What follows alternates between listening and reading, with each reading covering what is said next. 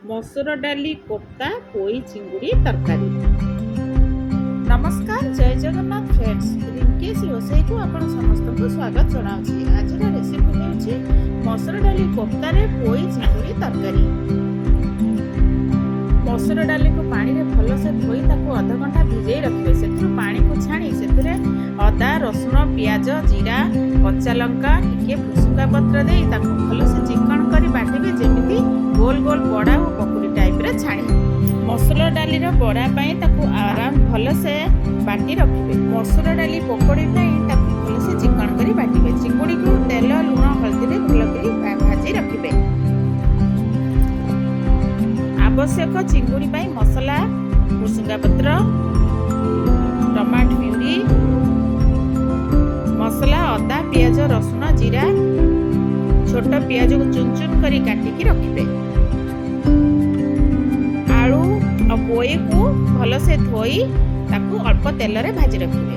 छोट 4 खंड टमाटो तावा रे अल्प तेल गरम करी मसूर डाली गोड़े को गोल गोल साइज रे आपण बड़ा टाइप रे भाजिया पई छाड़ी देबे। नहले आपण चाहिले ताकू छोट छोट करी पकोड़ी शेप रे आपण छाणी मध्ये पारिबे। अन्य एक कड़का रे अल्प तेल दे सेथिरे टिके जीरा ऐड करिवे, तेजपत्र भुसुंगा पत्र तापर चुना चुन कटा जाइतबा प्याज को ऐड करी भाजिबे ब्राउन होबा पर्यंत। देखो एथर प्याज भाजी करी ब्राउन हो गला। एबे आपण सेथरे बटा मसला को ऐड करिवे, जोटा आगु पेस्ट बनेइले। तापर लूण हल्दी के धनिया गुंड एगुडा को ऐड करी भाजिवे। एपटे देखंतु कोफ्ता गुडी को किपरि भाजी करी रेडी हो गला। आपण चाहिले छाणी मध्ये पारिबे छोट छोट। मसला एपटरे फुटिबा स्टार्ट हो गला। सेथरे ऐड करिबा आगु भजा जाइतिबा पोई आ आलू। पोई आ आलू अधा सिझी जाइछि। एबे भलो से ताको सिझिबा पर्यंत कसिबे। तापरे आपण ऐड कले टमाटो प्यूरी आउ लंका गुंड।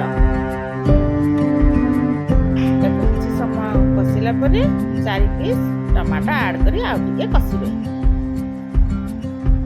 मसला टिके हेई सरला परे सेथिरे पानी ऐड करिबे। आपण एथिरे टिके अधिक पानी ऐड करिवे, काहेकि ना जो मसूर डाली रो कोफ्ता गुडी को आमे बनै छंदी से गुडी को बहुत पानी टाणी नेबो। एबे मसूर डाली रो कोफ्ता झोल रे ऐड करी ता फुटेइबे। तापरे चिंगुड़ी आगुरु भजा जाइतिबा चिंगुड़ी को ऐड करिवे।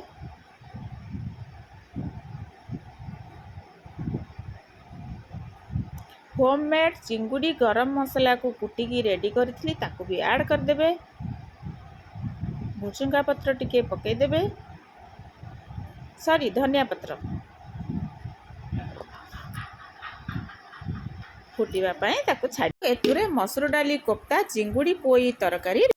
आपन को ए वीडियो भलो लागितिले गोटे लाइक एंड